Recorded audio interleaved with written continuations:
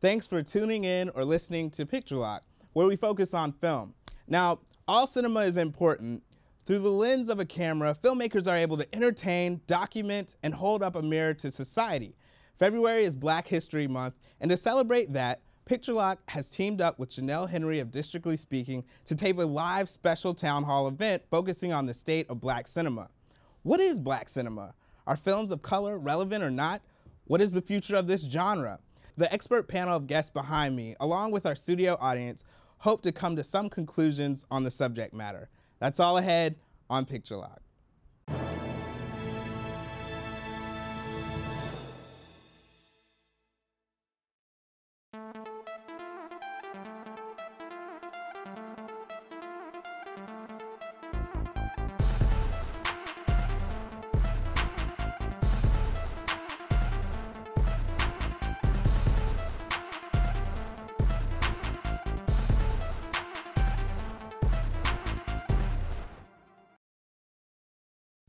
Good evening, everyone, and welcome to Districtly Speaking. I'm your host, Jonelle Henry, and tonight we have an exciting program planned for everyone. We are going to be talking about the state of Black cinema. It's, after all, award season. The Oscars are next weekend. Everyone's talking about movies right now, so why not celebrate Black History Month and put together a great panel of film critics and movie experts and talk about the state of Black cinema. So a few housekeeping items before we begin. Obviously, no flash photography during the session tonight, as well as no videotaping, because we're already being videotaped, right? I'm going to go ahead and introduce our panelists shortly, and then we're going to go ahead and get started. If you can hold your questions to the end, that would be great, and we'd love to hear what you have to say. If you want to follow us on Twitter, our Twitter account is @DistrictSpeaks with an S at the end, and @PictureLockShow if you want to go ahead and tweet us your questions or any comments. My lovely assistant, Deshawn, is here in the front, and she's going to help us with some of those questions later on in the show. So keep your comments, at bay right now. We want to have our panelists discuss this really interesting conversation about Black cinema, and I'm going to go ahead and introduce them really quickly. So once I say your name, if you can just recognize, put your hand up so the audience knows who you are, although your sign's right there, so they don't need to do that. Pierre Bagley is the director of the DC Office of Motion Picture and Television Development. As an active filmmaker with more than 35 years of filmmaking experience in media and entertainment, he is the producer, director, and co-writer of the upcoming independent feature From the Rough, starring Academy Award nominees Taraji Henson and Michael Clark Duncan. Black cinema has been wildly successful, he says, but we have to do a better job at offering more diversity within the genre and also being representative of who we are today as a culture. Nell Minow is a local movie critic and reviews movies and DVDs each week as the Movie Mom at moviemom.com. And she's also on radio stations across the country. She is the author of the Movies Mom's Guides to Family Movies and 101 Must-See Movie Moments, both available on Amazon.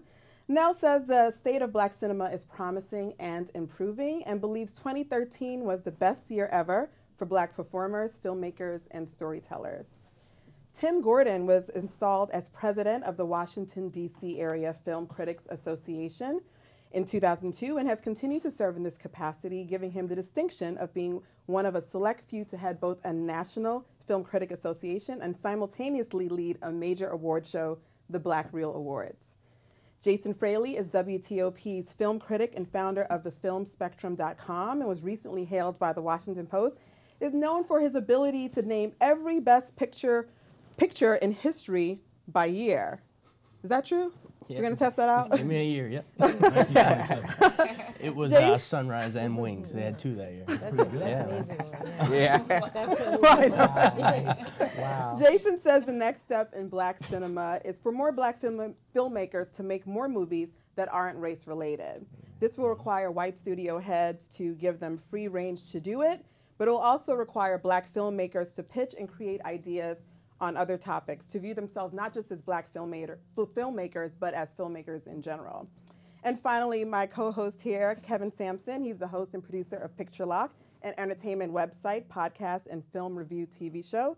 And he runs it here at the Arlington Independent Media's public access station. He is a member of the Washington, D.C.'s Area Film Critics Association, and of course, tonight's co-sponsor for this event. So please give our panelists a warm welcome.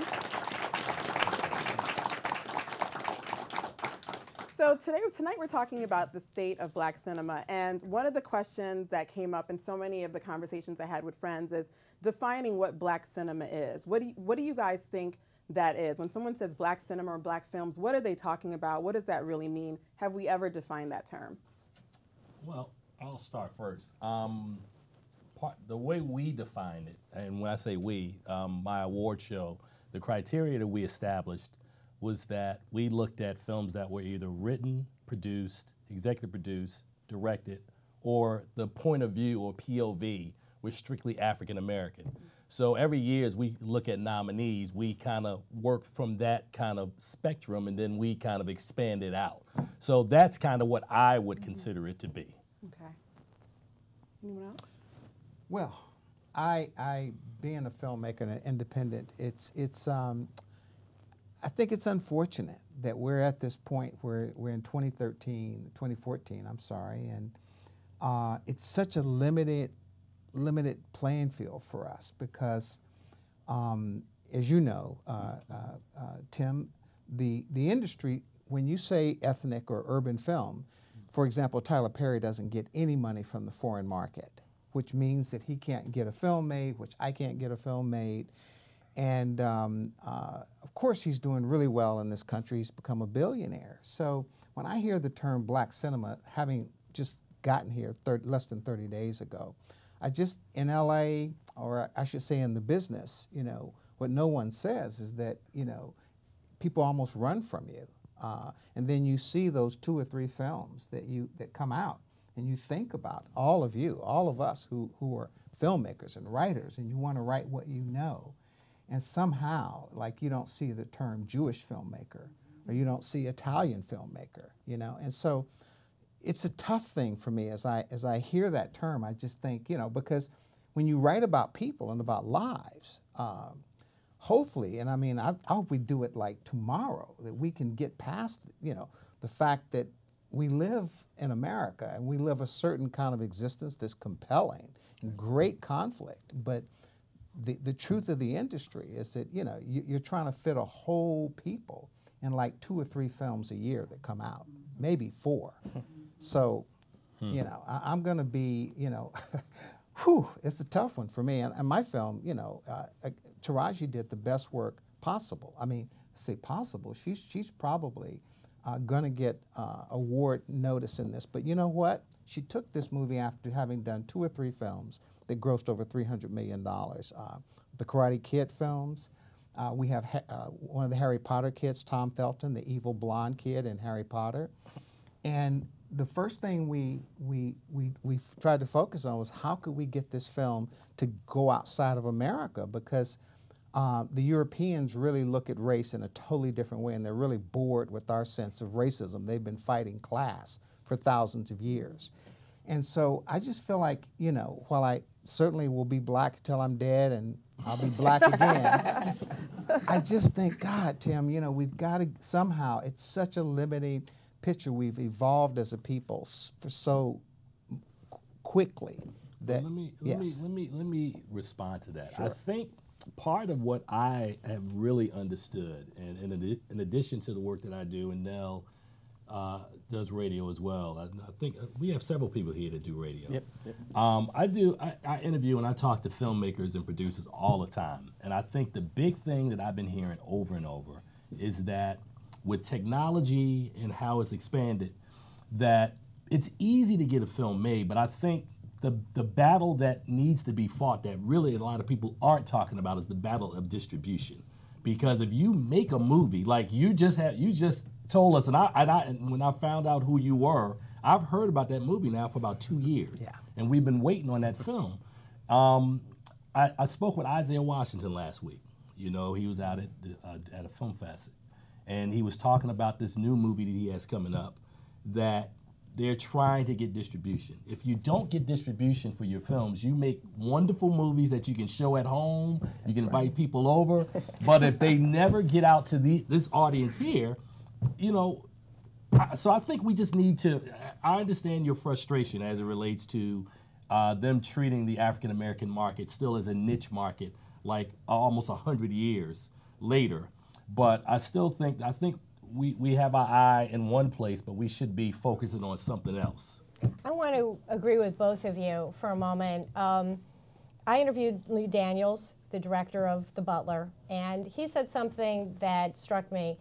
I asked him more politely than I'm going to put it to you about the distracting impact in the movie of bringing all of these big stars on for 2 minutes to be the president and then leaving, and by the time you're going, wait a minute, that's Liev Schreiber? What? Huh? He's gone.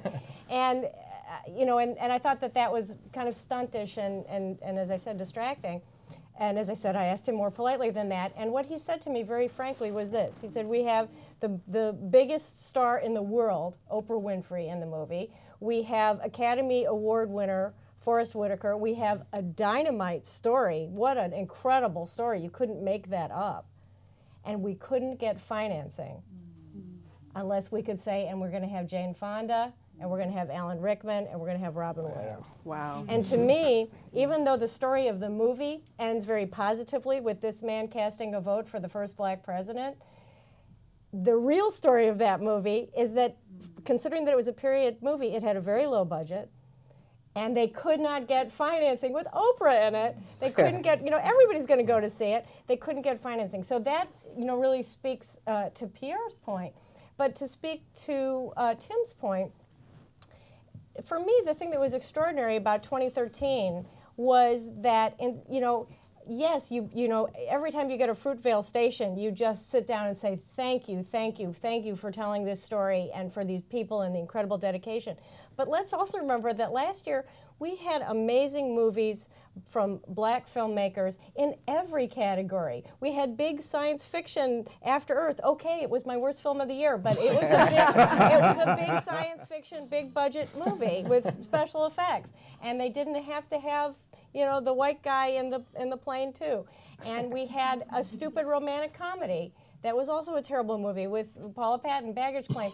But my point is that she didn't have to be in love with a white guy like we had to have in Hitch with Will Smith. We couldn't have a black girl for him in that movie because they thought it wouldn't sell. So for me, I'm seeing these little incremental things that are evidence of real progress. We had amazing films from black filmmakers in every single category. We had documentary, we had comedy, we had independent film. Some of them were terrible, but guess what? Some films made by white people, including Jews, are terrible too. That's, that just is going to happen. But we had an incredible, to me, the breadth is what made it so interesting. I was going to say, we talked about it like nonstop, probably from June through the end of the year, about the historic year, we kept calling it in 2013. And what stands out to me last year is that it wasn't just about the diversity across the board in these films, but I thought for the first time, and I'm prefacing this thinking about 1991. 91 used to be the platinum standard, the year we had Jungle Fever, Do the Right Thing, Boys in the Hood, and all those films. But what was different last year is that we had never had so many high-profile films that were like critically acclaimed films that were awards contenders. So they were talking about The Butler being an awards contender until people saw it. They were talking about Mandela. Oh, we're gonna come back to that. Well, I'm being real. Mandela being an awards contender until people saw it. Fruitvale Station, which I still think, and you were talking to Lee Daniels, we had a conversation with Sheila Johnson, who produced it. And my question to her at that time was that the Weinstein Company had all three of those films that they were distributing. So I said, when it comes time for award season, which film are they going to try to figure out which one to push? And she looked at me and she was like, we're going to try to stay on top of it. Apparently, Fruitvale Station got lost because it was released much earlier in the year, and there were other heavyweight films that came out later on afterwards. Mandela, I don't know what happened in that situation. I mean, I'm not being funny. I just don't know what happened. It had two dynamic actors. It had a wonderful story. The man passed a couple of weeks before the film opened, and still no bump, nothing for Mandela. So 2 movies about Mandela last year, neither one of them did well. And to speak a little to all of your points, Nell brings up the idea that black filmmakers have been able to cross a lot of different genres now. You mentioned, romance and sci-fi, documentary. And that kind of plays into what you were saying too, in that I think we need to be pursuing what you were saying with how they're exploring different genres and being able to hit different genres and not fall into the trap that black cinema is itself a genre. Right. You know, it's not Jewish cinema like you were saying. That's not the genre, and I think that ties into the awards push that you're talking about too, Tim. In that, I hope to God this isn't the case, but is it we're gonna do 12 Years a Slave is gonna be our black cinema genre? That's why Fruitvale's not gonna get in, or The Butler. I hope that's not why it was. So I just worry. I'm worrying that it's becoming a genre, and I would like to see. I'd like to keep seeing great stories about African American history told by all filmmakers, to be honest. But I don't want to see people getting pigeonholed. All right, but what was the year that you just referred to that had Do the Right Thing? Do the Right That Thing. Was Boys in the Hood. Daughters of the That was Dust. '89, actually. No. Oh, I'm sorry. Yeah, not Do the Right Thing. I'm talking Boys in the Hood, New Jack City, Daughters of the Dust. Okay. There were like 17 films that year. It was a great year for black cinema. You didn't have that variety of genre. You had a lot of films about people getting shot and selling drugs. Well, but see, the difference was in 1991 is we were 20 years removed from the 1970s, where from that era. I don't like using that word, but that era. Yeah. And this was really the first time. Pam Grier. No, I'm saying it was really the first time that African Americans were able to flex box office muscle, because that was important at that time, which is different from now, where it's no longer about flexing box office. But I was looking at Pierre because I have a question for you, and to follow on Jason's point, one of the things I am really nervous about, and I don't know how, and we talk about it among us, my colleagues a lot, is that I think about being an African American, and I think about once upon a time when we were talking about during the Jim Crow era, where you had African American professionals who lived with the middle class in one community, and you had like the best of the best were there, and you had high achievement. And then when integration came, we kind of lost our way. I'm hoping that what doesn't happen with African American cinema is that we have this rush to go, hey, we need to go mainstream and we need to tell all these different stories, and we lose the essence of our culture by trying to. And I'm looking at you because as a filmmaker, I want to. How do you kind of wrap? Kind of put those two ideas together. From the Rough was my second film. My first film I made in Harlem in '96. I paid for it. It cost me about $500,000. I had a commercial production company, and I took a year off. So I had 18 people working for me, and it almost bankrupted me because I could afford the $500,000. I cashed in everything to make the film. But the year and a half it took me, because I thought, just make it. And these were commercial people. We shot it on Panavision, the whole bit. And this whole point that if you made something really high quality, it was a film that easily could have passed for a $15 or $20 million film. It was called The Message. And it was about a young guy, street hustler, who used an answer machine that took over his life. Sounds like Girl, doesn't it? I wrote that in '95. And basically it was a Hitchcockian thing, and he didn't realize that this machine had turned on him and was listening to his messages, right? Wow. So here's what I'm saying, Tim. Black cinema is sort of an oxymoron to me, because you don't live a black life. Kevin doesn't live a black life. Nobody in this room lives a black life. Well, actually, Nell lives a little bit. Yeah, I mean, when I say that, we've evolved once we became free, and even when we weren't free. I'm 60 years old, so I definitely remember. Well, my mom who lived in Virginia when we came back from the West, and I was 9 years old, and they threw stones at us. Our house had burned down in Phoenix, and we came back to be with our people. And we were such little aliens, even to our own family, that we had to go back west. It took us like 5 days to drive here, and like 3 weeks, my father had to work at a Salvation Army to get us home. We had no money. So I tell you that those are great American stories. They happen to be black. Your life, I guarantee you, I just stand up and say, what do you do for a living? What's your challenges? What about your kids? I guarantee you what you care about are your kids, their safety, and to be well. That's a great American. I want to transition into that, because one of the movies that I think got, everybody wanted to see was The Best Man Holiday. You guys remember that movie? There's a lot of hype, previewing it, and I'm pretty sure it was a success. A lot of people saw it. But one of the reviews about it was, it kind of introduced it as this race-themed or black-themed movie. And if anyone saw the movie, it touched on issues that could relate to anybody. Right. But for whatever reason, the audience, at least in the movie theater I was in, was still predominantly African-American. And that's the group of people that were talking about this movie. So just even talking about this title, this race-themed title, and it was incorrect, because that's not what the movie was about at all. But it still attracts mostly African American viewers, and I'm wondering what you think is, what do you think the reason is? So real quick, I think, to me, the definition of black cinema, what it kind of should be is just looking at African American lives, you know, and just human stories, right? That's what it should be. But I think kind of talking about these reviews that came out, especially with Best Man Holiday, what people look at is more so the cast or the top line, so the producers and the directors. When you see the cast is African American, then suddenly it becomes a black film, or, you know, the director, oh, this is a black film. And so I think that's kind of the issue. Obviously, we had, around the same time, Saturday Night Live had White Christmas.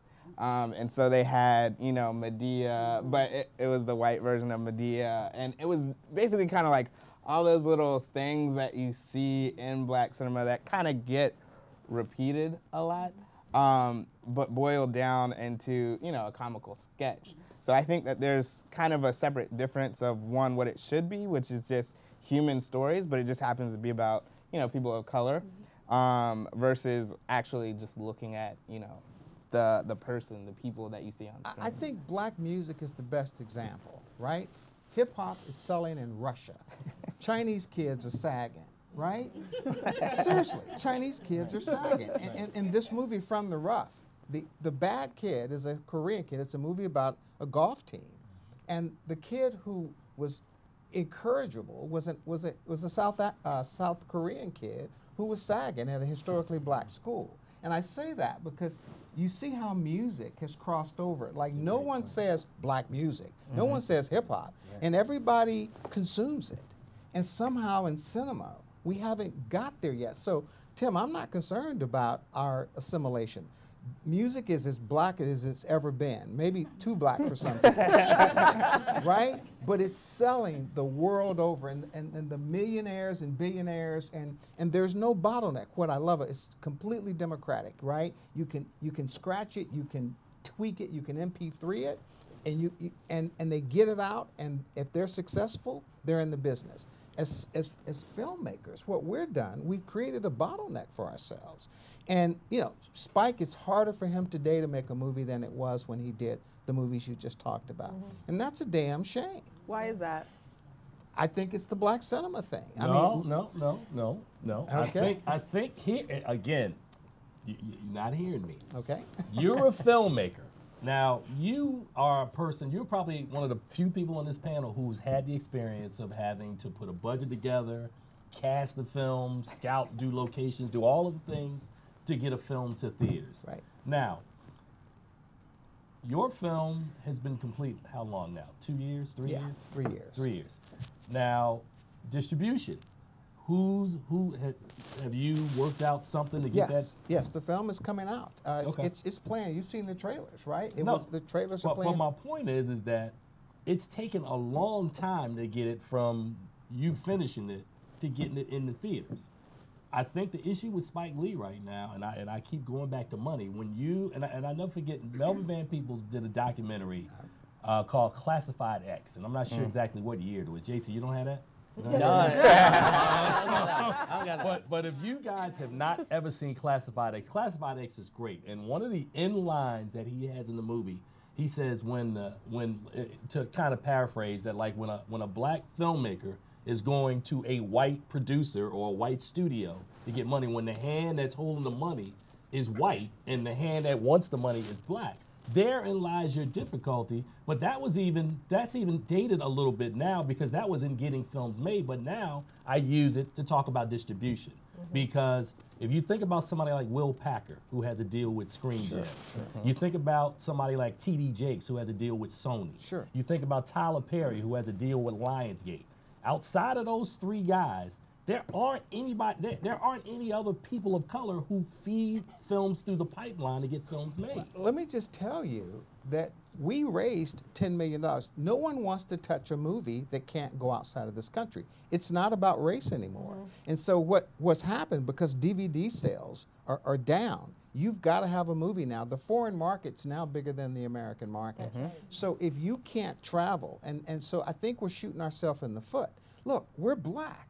And so when people say black filmmaker, I have to be honest with you. I'm like, look, I've done Jack in the Box commercials. I've done Chrysler commercials for the Super Bowl, right? And the last thing I want to be is a black filmmaker, because now I've got to compete with Kevin. It's like, I don't mind to compete with Kevin. That's tough too. But let me tell you, it puts, we're growing now. Howard, USC, UCLA, look at all the people who are coming into the business. Look at this room. And the pipeline is shrinking. And to me, I think we could do a lot for our industry if we treated, again, black cinema the way that hip hop, there's a real lesson there that hip hop has made Jay-Z and Russell Simmons, and you could go on and on, and Lil Wayne, and I could just go on and on and on, multi gazillionaires. Yeah. I think something's interesting about the music analogy too, and there's definitely things to what you're saying too about the ladders to success and distribution. But the music analogy, and you also mentioned it was about a golf team, right? Right. Okay, so I mean, some people in this room, myself, Kevin, the era I grew up in, the best rapper was white and the best golfer was black. Things have flipped. And I don't think hip hop lost its culture with Eminem being on top of the game. I mean, it's huge. But I understand your fear too, that we also don't want to stop making films about Black history, because then we're losing those great stories. I think it's got to be a little of both. My fear is that it's just going to get pigeonholed into the one thing. We should find, when the 12 Years a Slave or a Fruitvale Station comes along, we tell that story. But I'd like to also see more black directors writing scripts and being allowed by white studio heads, when they actually bring those to them for distribution. I would like to see them be able to make other stories too, rather than this one lane. But yeah, the Eminem Tiger Woods thing is interesting. It culture to millennials, we're in a new era. Well, but I think Pierre's point is exactly the key, which is that the minute that movies started making more money outside the United States than inside the United States, all of a sudden American screenwriters weren't getting the Oscars anymore, because there was no premium in having witty dialogue or very erudite puns and things like that. It was all bam, biff, pow, and those are the movies that make a lot of money over. Iron Man kills overseas. Iron Man is fantastic. And so that's been a real problem just overall with movies that have talking in them, and relationships and things like that.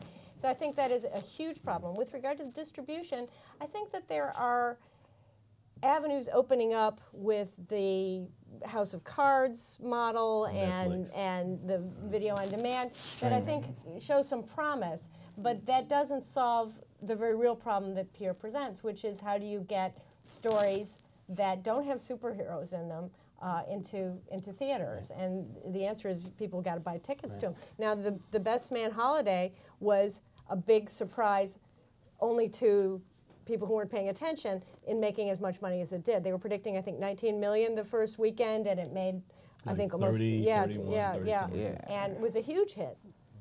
And movies like Think Like a Man and Think Like a Man 2, which is going to be coming out. Kevin Hart has had 2 big hits already this year.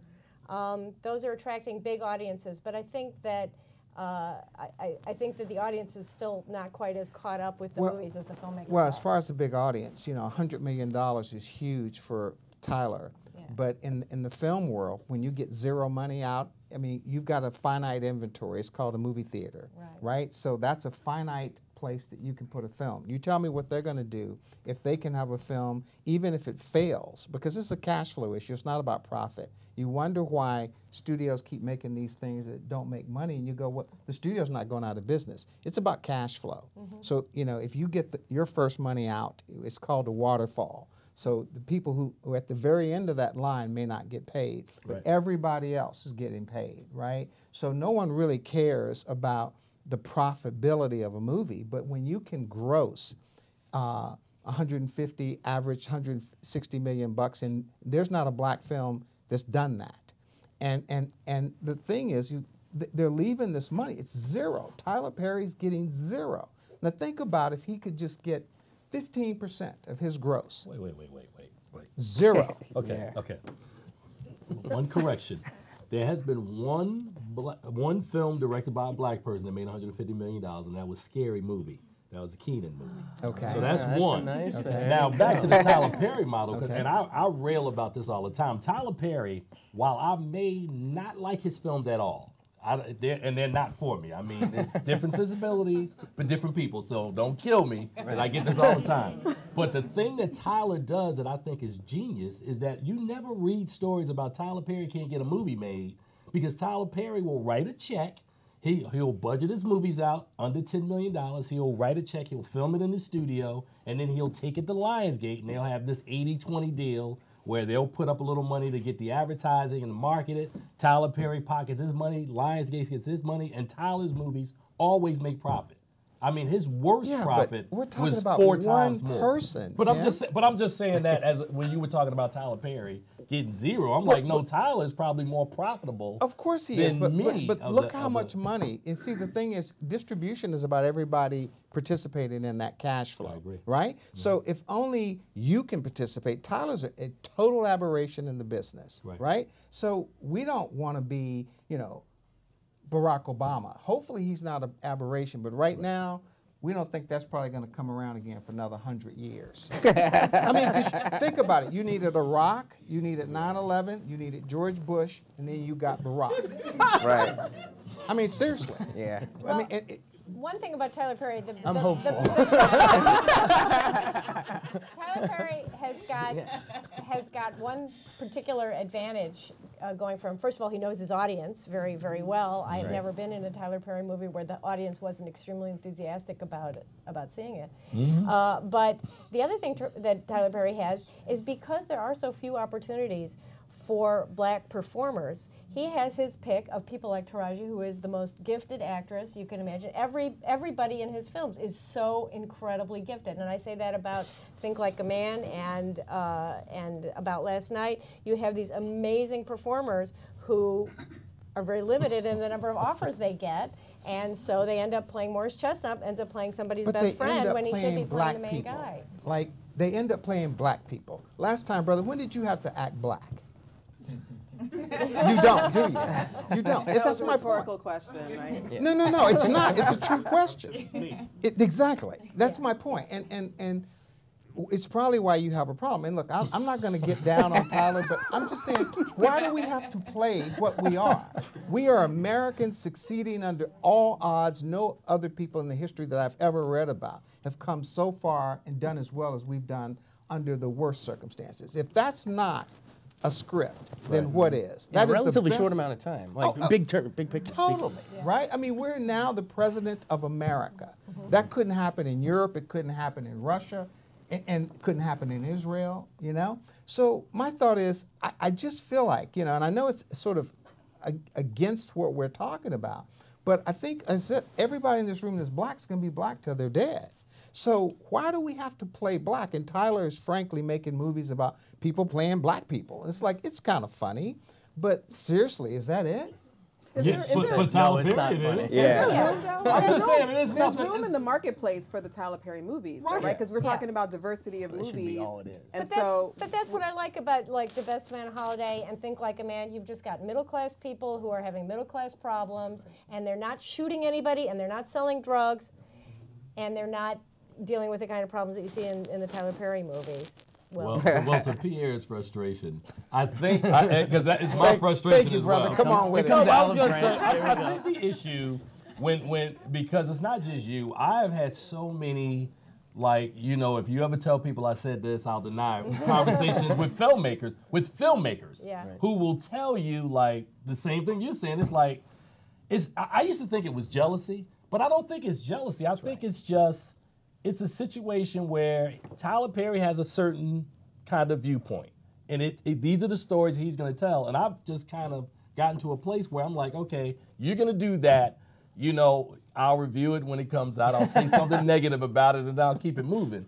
But we need more people. We need more filmmakers out there. And as long as you're not holding Tyler Perry, because, I mean, this year, if you think about it, this was the first year in like several years that Tyler Perry wasn't the guy, because you had Steve McQueen with 12 Years a Slave, and Ryan Coogler with Fruitvale Station, and Lee Daniels with The Butler. So there was so many other filmmakers that were out there, and I'm forgetting about Ava DuVernay and other folks like that. So, you know, as long as you have diversity and you've got variety, I think I'm cool. One thing, I think, I'm just listening to you guys talking, I'm kind of like, actually just like this. But I think one of the things that we're talking about also with Tyler Perry, when he was filming Alex Cross with Edward Burns was asking Tyler, he said, you know, Tyler, how do you make all this money? And Tyler said, you got to supersize your niche. And that's what he does. Like, he always is throwing, you know, writing the same kind of screenplay. It works. And so that's when Edward Burns went back to making the Fitzgerald Family Christmas, which I guess he had won a Sundance Award for the original. But I think one of the things that we're also talking about in terms of the diversity of filmmakers. So right now we're living in an era where with digital film, like, anybody can pick up a camera and make a film, right? So now, whereas maybe during Spike Lee's time, he had to, you know, as he did, like, get family members to raise money, to get that money. And Pierre, as you're saying, how you had to, you know, put your money into it. But now it's like anybody can kind of pick up a camera. So not only am I, as a black filmmaker, competing with, you know, Pierre, who probably has experience, I'm also competing with someone who doesn't have experience but might have mom and dad's money. I mean, there's just so many people with different viewpoints. And one of the things that I kind of wonder or worry about is instead of us just telling good stories, and I think some of the best stories come from writers that tell a story of what they know about in life or an experience that they had. Those are the movies that we really get drawn to. And instead of that, because we want to, you know, be a Tyler Perry, we make a Tyler Perry film. And now we have all these horrible films that are competing with each other, and nobody's getting through. So I think it's like a small hole that everybody's trying to get through. Right. But the problem is, if we would just like make stories that we actually know, I think a lot more things would actually get through. And then again, as you know, as film critics, we look at these movies and we're like, man, this is horrible. But to the layperson, sometimes it's like, wow, this is great. I really related to it. But I think there's also a certain amount of, as consumers, having that cinematic education on like what's actually good, what's actually inspiring versus, to me, like Ride Along just made no sense. But everybody loved it. But here we are, and we're talking about, you know, okay, I'm going to take you around for a day, and you can get my sister's hand. Like, that's never going to happen in real life. You know what I mean? But everybody, Kevin Hart, that's so funny. It's so funny. You know, like, it's too. Yeah. It's everywhere. So it's like kind of supporting the right film. They're making a sequel. I know, yeah. They are? Yeah, they are. But I keep looking at Pierre because, you know, as a filmmaker, I just love having this conversation. I was in Sundance last month, and I saw, and I'm thinking about distribution again because there were two films that were there, and I'm not sure if you guys heard about Dear White People that won at Sundance, as well as Imperial Dreams, which is actually ironic because both of those films are kind of updated versions of films you guys have already seen. So like Dear White People is like an updated version of School Days. Imperial Dreams is an updated version of Boys in the Hood. So both of those films won audience awards, and until now, it's a month later, neither have been picked up for distribution. Well, you know, Sundance's commercial viability is like 1%, 1.5%. In other words, the films that win at Sundance, they don't go anywhere. Well, you had Precious. Yeah, but I mean, again, you're talking about, we're talking about 500 films, right? Yeah, that's true. Okay, that's what I'm talking about. But you only get 1 or 2 a year. Last year you had 2. Well, listen, here's the thing that I think's hurting us. First of all, it's called the $14 movie ticket. Right? Yeah, absolutely. Secondly, it's called media. So let me tell you, like Mandela, because he died, and media covered him to literally to death, right? So now you have a movie. So if you have, and all of our lives are so full and so busy. So the Disney, to Kevin's point, if you want to get on a ride and you want to get on Space Mountain, you know you're gonna and you ready to take the ride, right? Right. And so you don't mind to pay your $14. You know, it's a scary movie. That's okay. That's what I want to do. I want to go laugh, right?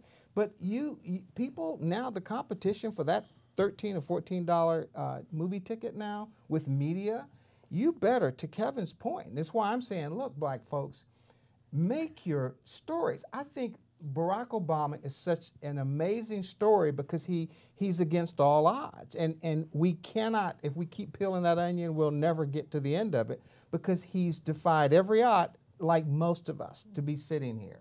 You know? So those are the American success stories in Cinema 101, right? It's called conflict, right? Yeah. So, but it doesn't have to be conflict like it is funny how we define black movies. And it's like we're having to carry this whole load, right? Between being black-skinned, right? Being culturally black and then being sort of ghetto or not ghetto, then assimilation, then the things that disparage our people. So we have all these things in front of us where a non-black filmmaker just goes out and makes a movie about a child molester or a murderer who eats people, whatever. I mean, Hannibal Lecter, right? Right.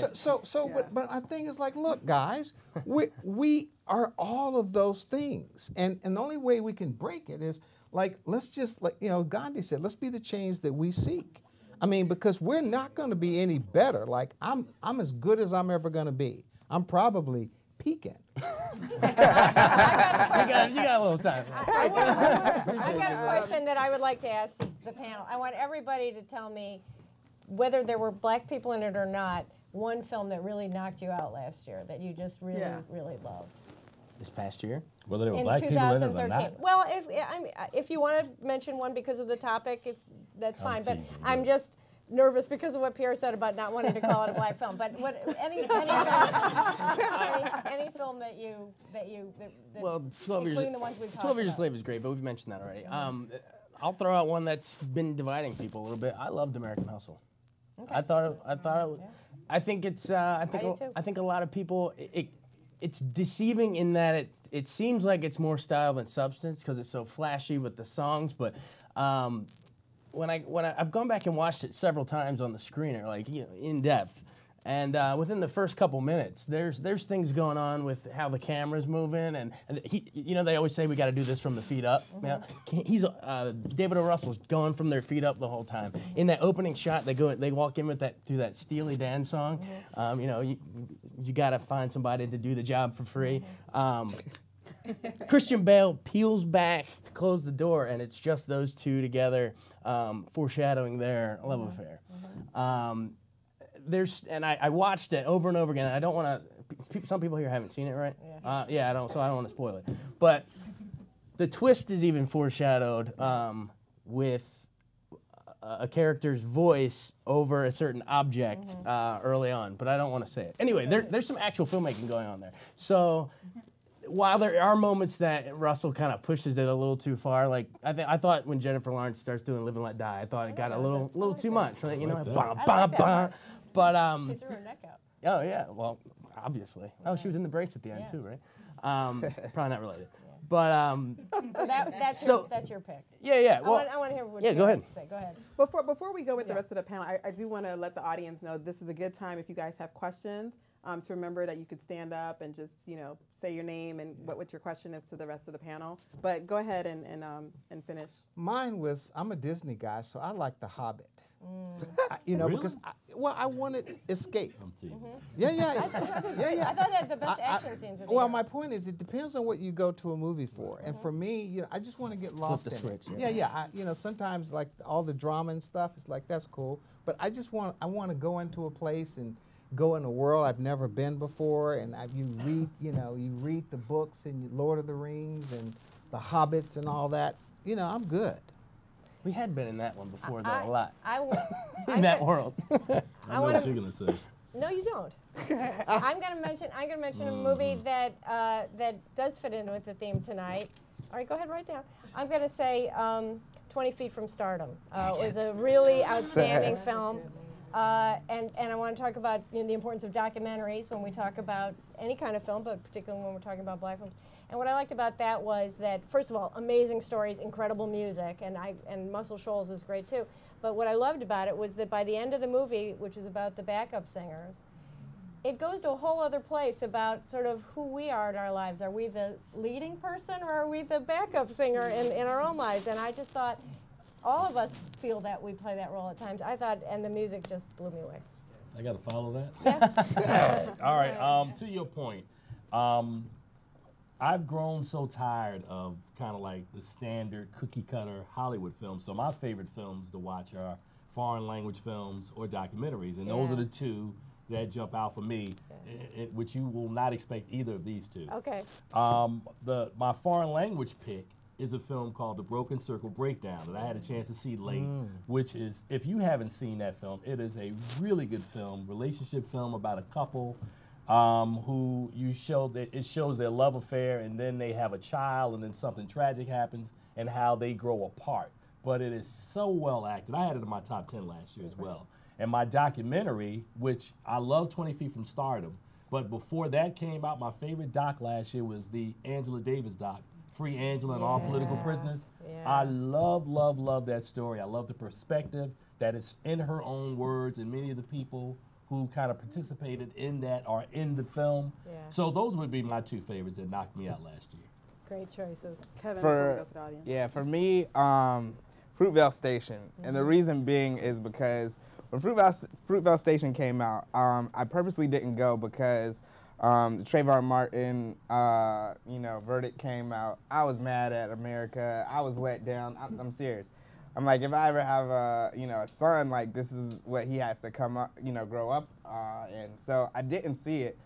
When I did see it, it was just me and a few other people in the theaters because they had been in for a while. And, just the poignancy of when it came out, the story, and for those that don't know, Oscar Grant was shot unjustly in BART station.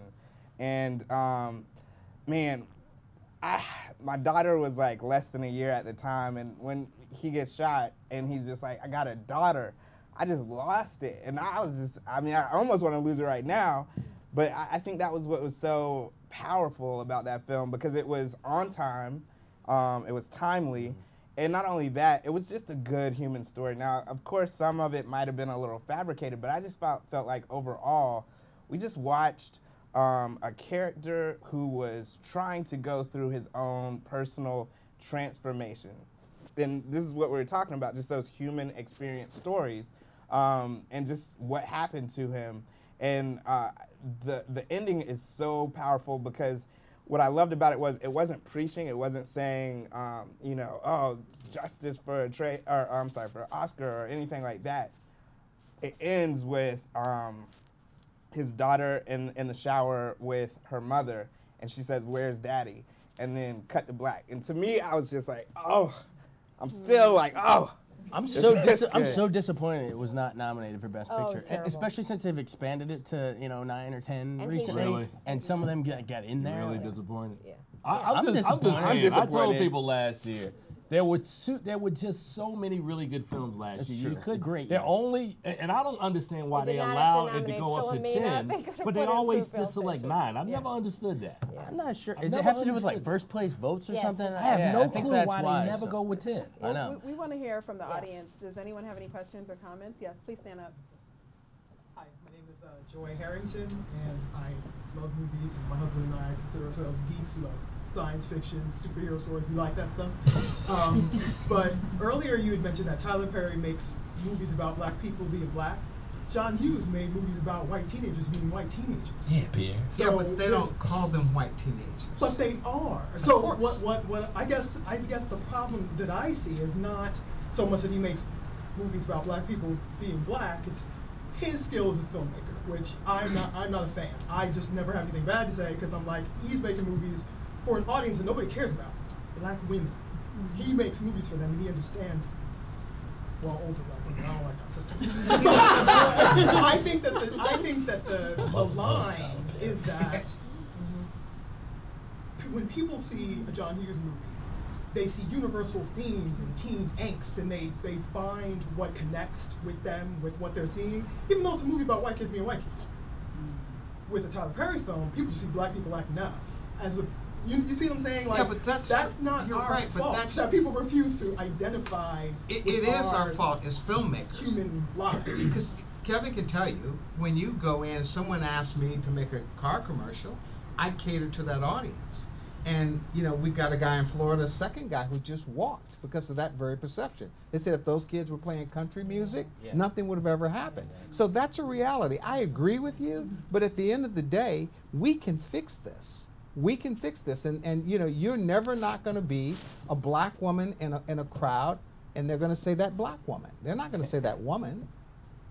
I think what she's trying to say, because I'm going to translate, is what she's saying is that John Hughes made films that were for a particular audience. Tyler Perry makes films that are for a particular audience. The issue is not about filmmakers and audience. It's about the media and how the perception of what people say about these films.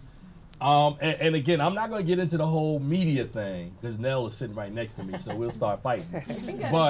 But I'm just saying that it's all perception on how, you know, on the way the media spins a story. Like when you said earlier, I guess somebody brought up the USA Today about the Best Man Holiday. You know, that would never be a story when like Freddie Got Fingered came out that they would call it like a white teen, this white teen film. It's just a film. Yeah. We haven't gotten to the point as a society and a culture where our stuff is just a film as opposed to it being the black film. But we do have a hand in it because we call ourselves black. We call ourselves black filmmakers. Well, seriously. Well, what should we call ourselves? Filmmakers. We should just call ourselves filmmakers. Of course, to your point. Okay. Well, no. No, I'm not. Go ahead. Look, if you make it's apparent. If you lead with it, and you know, but because you're talking about a popular culture, right? Mm-hmm. So if you're trying to get to sell as many tickets as you want, and you start to disenfranchise part of your audience by saying that's a black movie, that's a code word. That's dog whistle. Okay. Let me give you let me try this again. Okay. I'm gonna call myself just the film critic, right? Mm-hmm. And then I'm gonna call up the studios, and now you know exactly where I'm going with this. I'm gonna call up the studios and go, I want to cover this junket, and they'll go, really? What's your outlet? Oh, I'm Film Gordon, you know, the Film Gordon. And they'll go, okay, who's your target audience? I'll tell them my target audience, and they'll go, we'll put you in junkets that cover this audience versus doing general audiences. But again, this is not what I'm called. It doesn't matter what I call myself. But let me ask you something. It matters to who I'm speaking to and what their perception is. Just like when you go into a studio to say, I want to make a film, and they look at you and they go, let me see your script. They read it. But go ahead. Let me just add one point. Before I took this role, when the mayor called me, you know where I was scouting for my next movie? Right. Reykjavik, Iceland. Okay. The whitest country on the planet. Literally. Right. Okay. And I'm just saying that, look, there's nothing wrong with who your target audience is, just to her point about Tyler. But if you were a film critic, just a film critic, and I'm not saying you should or you shouldn't, but you have a niche, right? Mm-hmm. Okay, and so there's nothing wrong with that. But so you're giving me sort of a false analogy because that's who your audience is. Nell, for example, seems as literate about black films as she is about all movies. And it's funny because when you talked about your favorite films, you talked about foreign films and cinema. Right. So you're passionate about all of it. Right. So you've put yourself in that niche. Oh no, I haven't. No, I haven't put myself in that niche. But isn't that? But my point is that because what I just told you is a real conversation. That's not. I use it as an analogy. That's a reality for many critics of color. That when you're trying to do coverage for films, right. It's how the studio, it's how they look at Elvis. segregate. What's the guy, Elvis with the dreads? Mitchell. Exactly. Yeah, I mean, he's a good example. Yeah. No, he's not in that box. Right? He's a very knowledgeable critic, well respected, and no one puts in it. And he could certainly speak on black cinema if he chose to, but he simply chooses to be a critic. And a very good one, and I'm sure you're good, Tim. My point is that look, we always have to fight against it. Yes. you're both saying the same thing. I've been railing against it for years. Yeah, you're both saying the same thing, which is that people put you in that box. How was that? Was that good? Who directed? I mean, I wasn't disagreeing with you earlier. I was just saying, flipping, like just flipping. Who directed The Cemetery Club? Bill Duke. Bill Duke directed The Cemetery Club, which is a movie about 4 old white ladies, right? Nobody said that's a black film. Right. Okay. So Any more questions? Oh, do you want to? Yeah, I want to say one of the things I think what Pierre, this little thing between you and Tim right now. This is our Malcolm Martin moment. Yeah, exactly. So I'm not sure, Tim. So I'm gonna ask you, like, have you made any films? No. So for me, like for Jason on the end, me and Jason, we went to school for filmmaking. So part of it is I aspire to be a filmmaker as well as I'm a critic. So I think with Pierre as a filmmaker, it's like if you're not the filmmaker, it's a different struggle. So we as critics watch the product. We as filmmakers make and create the product. And so what Pierre is talking about is what I want as well. I just want to be a great filmmaker. Hands down, whenever you see my movie, I want you to say that was a great film, not that was a great black film or whatever. So I think that's kind of where you're coming from, right, Pierre? It's just you want to be the best with no, tags on it. And I think that might be the disconnect. I want Pierre to be the best with no tags on it either. But again, I'm not saying I'm putting a tag on anybody. I'm telling you the reality of a situation, and you fought against it. I'm fighting against it now. Bingo. Yeah. So that's what I'm saying. This didn't start when I showed up tonight. And let me say this. well, let me say this, Tim. I'm glad you're here because this is the kind of conversation I wish we would have. First of all, as black filmmakers, because we're so You mean talented. as filmmakers? Well, no, because Gotcha. okay. All right, okay. I gotta get him back. I'm gonna get you too. But no, you're right. But I just wish that we could. We can solve this. Right. Because to Kevin's point, to Jason's point, and the music guys, it's funny. The most urban kids in the world are hip hop kids, right? Gangster rap. And they don't have to apologize, and they almost glorify themselves, right, in their urbanness. And yet no one puts them in the box. So I think what they do, they just do their thing. Go ahead. Can we take that audience question from the lady of the gold scarf? Yes, my name is Latoya Sims. I'm an aspiring filmmaker. I don't know. I'm just looking around the room. I feel like I'm the youngest person here. That doesn't mean anything, but just to say that I love film, all type of film, and in particular, yes, I do like to focus on black film for the reason that me being my age, I've grown up to where I've saw the effects of Spike Lee versus a Tyler Perry, and I know the difference. And just for the record, I'm really not a fan of Tyler Perry. But not to say that when he does things good for the audience that he does know, but me just being more educated and want to tell those human stories is frustrating because we know my generation, well now, like you said, anyone can make film. There's web series and independent films being made that we want to see in mainstream, but it's like we can't get it in mainstream. From what you all were talking about earlier, I see that finance is probably the #1, distribution is the #1 issue.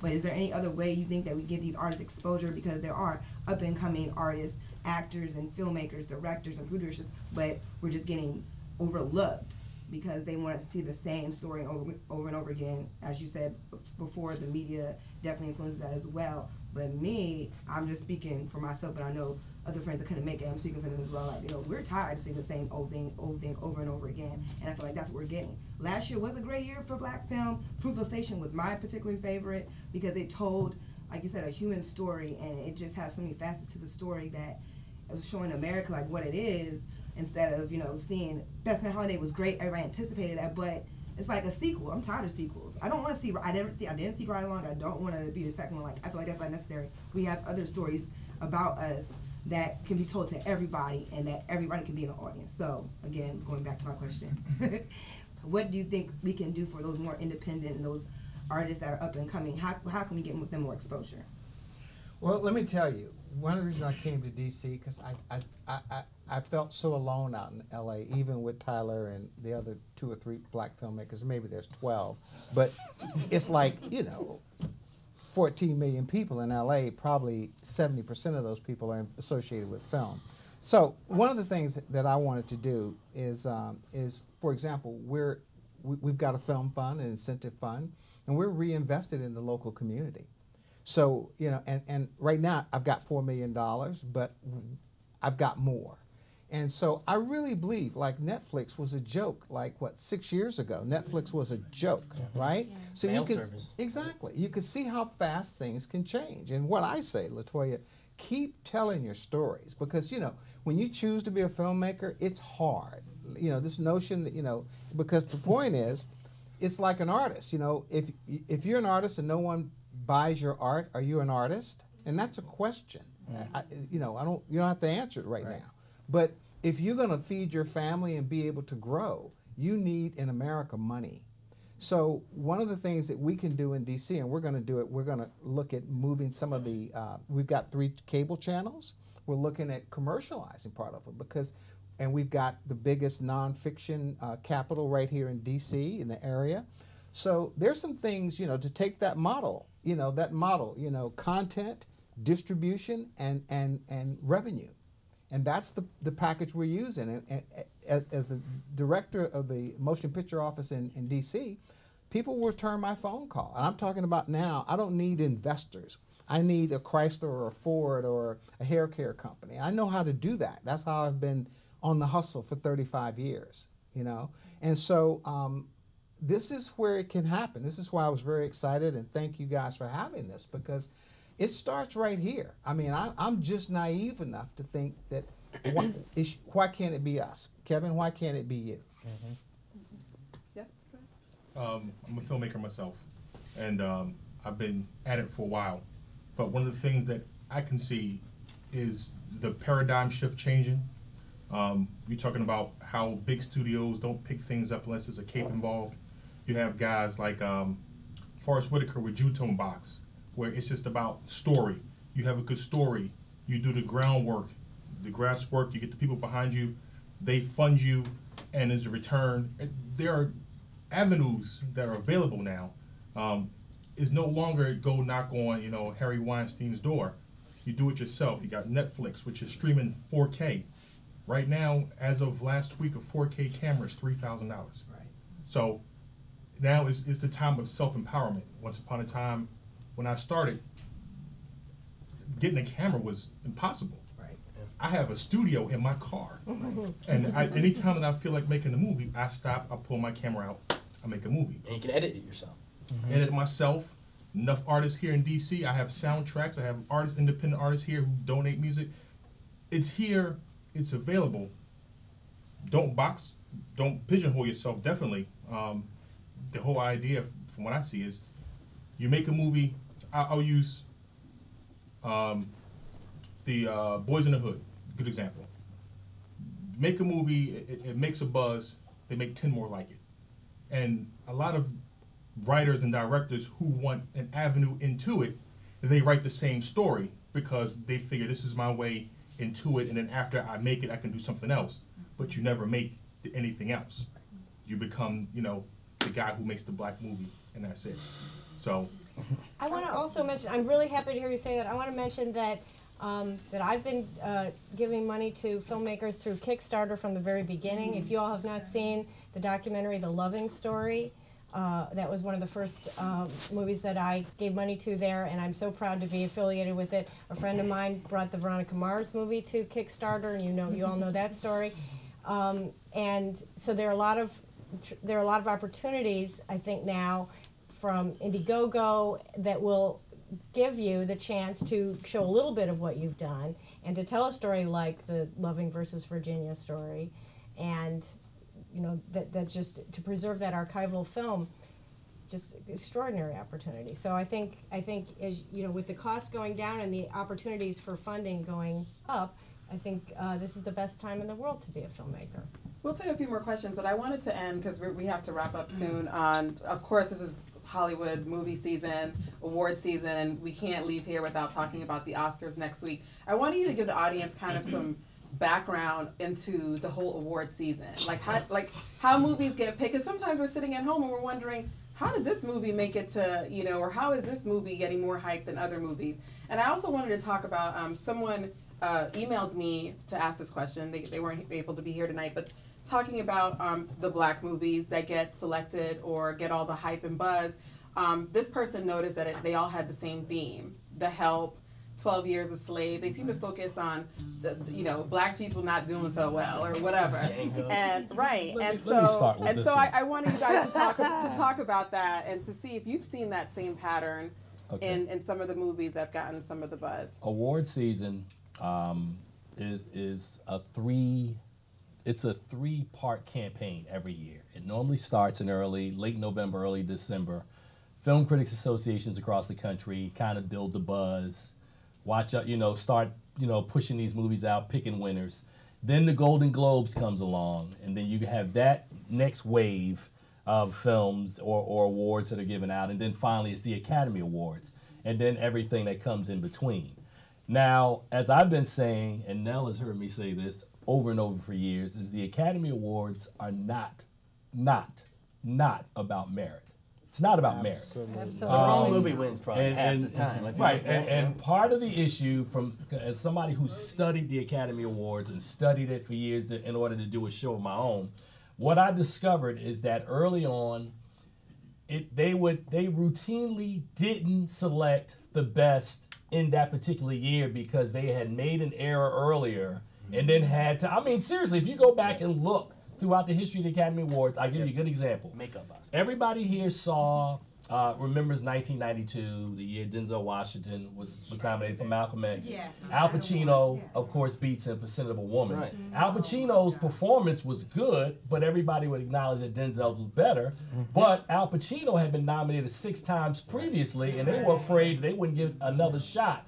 So, boom, he wins. Alan Arkin beat Eddie Murphy a similar way about 5 years ago. So it drives me batty that people, I love the film industry and it's what we do, but every time we get to this Oscar season, I just go, it's crazy because the average person, I get so many calls every year from friends of mine and they'll go, what are these movies that you guys have nominated? Where are all the movies that were really popular that people really like?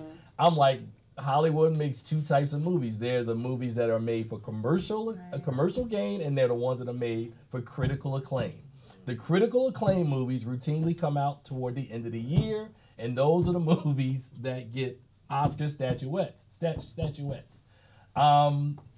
So it's maddening. It's maddening. I enjoy the Oscars purely as almost spectator sport. Like it's a time we're all celebrating movies. Most of them are good, solid, at least good, if not great movies, even though they get it wrong half the time. Like let's look at past history. Hitchcock, whatever, Rebecca's the only one of his that ever won, but he clearly not even maybe in his top 5, and he never won Best Director. Yet academics hold him up as like the filmmaking god. So that's all you need to know for that. But it's almost a lot of it's people getting their due. It's makeup Oscars or like in so for instance in 1989 Spike Lee was the one. Do the Right Thing. 1989 The Number, Another Summer, Sound of the Funky Drummer, right? Spike Lee. 89. His movie was the one, to borrow a phrase, that was in the fierce urgency of the now, right? That his was about what's going on now, but they choose Driving Miss Daisy and Denzel wins for Glory because it's easier to comment on sins of the past than like what's going on now. And so by the time Crash finally wins Best Picture, it's probably a makeup for 15 years ago to the movie that Do the Right Thing should have won. That was the Obama's first date, was Do the Right Thing, right? And while Crash is winning, Ang Lee's making Brokeback Mountain, which is the fierce urgency of the Now movie that year. And now we're finally saying, oh, we've really opened up on this issue. No, Brokeback in Philadelphia, we're talking about it a long time ago. You guys are totally missing the point. It is so much more corrupt than you're saying. First of all, I'm going to tell these folks the real thing. Because, this is, seriously, don't listen to them at all. It's so much more corrupt than that. First of all, who is in the Academy? The film industry, most of whom are Old. Old white. Old and white, okay? And so they're going to vote like old people. Didn't we say like 5 times tonight, oh, the old people like that movie. These are the old people. They're going to go drive Miss Daisy. That's their hood, you know? Okay? But more important than that, and this is the key point I really want to tell you about, if the studio does not support the movie, it will not get an award. And so the reason that I like the Critic Awards better than the Film Industry Awards, we see all the damn movies. Right. They do not. They see the ones that the screeners get sent to them. And if the studio, there were about 20 films last year that I thought were wonderful and should have gotten awards, but I know if they're not sending out screeners, that I'm throwing my vote away. And that costs money. So it's the very studios expensive. have screening parties. So if you're like my film, it cost $8 million to make it. We're trying to get about 10 to distribute it. But if we have no Oscar money, we won't even get a vote because you've got to go to a private screening room and they serve wine and cheese. What's Oscar money? Oscar money is to promote the movie. And they'll have like the star there. Those screeners don't go out. It costs money in order for studios to have campaigns. And so there's all how that many, stuff. how many, how many is it? Like 4,000, 2,900 Academy people. So you have to make 2,900 DVDs or pay for that. And then you have held these screening parties. So that cost a lot of money to Tim and Nell's. And you have to take out big ads saying for your consideration. That's right. It's a huge, and this has changed very dramatically. That's right. Since the Weinsteins went into the business because they really made it into a game. It's almost like politics for them. And so don't kid yourself. Watch the dresses. Listen to see who gives good acceptance speeches. Don't hold those but movies don't up, ever expect that the Oscars translate to anything meaningful except for accidentally. That's absolutely true. All right, so really quickly, because I know we have to close out. Got it. So I think one of the biggest takeaways from this is, to your point, in terms of like actually getting good films out there. Like I said, I think that in terms of cinema, we have to raise our level of understanding and appreciation, right? So the way that we do that with anything, with any kind of cause, if you're one voice, one wallet, and you support the good cinema. And I'm not just talking about in theaters, but I'm also talking about at the ground level where, we are, where we have the script and it's, and maybe we're proven as is with the films that we've made. But supporting those films so that they can get to the next level. I think that, again, as you were saying, we just have to make sure that we tell great human stories, because that's what it is about film. Oscar Micheaux is the first black director, and he was doing this alongside D.W. Griffith with Birth of a Nation. When I found out this, I was like, mind blown. I couldn't believe that there was, this is kind of like an age-old conversation. But it's simply a matter of, like Pierre was saying, just being the best filmmaker that you can be, putting out great human stories that are universal, anybody can relate to. So 5 seconds, who's going to win this year in the Oscars? Best Picture? 12 Years a 12 Years a Slave. They moved it back to March, right? And it seemed actually, it's like the last week in February, but it just fell on March 2nd this year. Okay. Well, it feels like it's been a little longer in between, and I actually think the space has allowed 12 Years a Slave to gain momentum. I think if it was a month ago, it may not have won, but I actually think it's got the push now. I really do. Wow, okay, so we have to wrap this up. I want to thank our audience and our panelists for this wonderful conversation